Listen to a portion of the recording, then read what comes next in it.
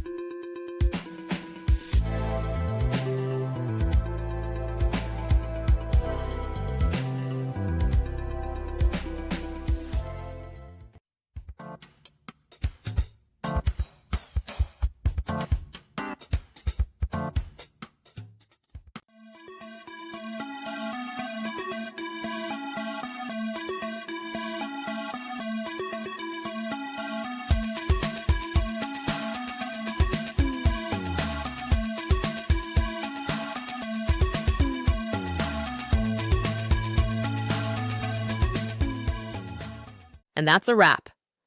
I hope you found the answer you were looking for. If you did, take a second to hit that subscribe button. It really helps out.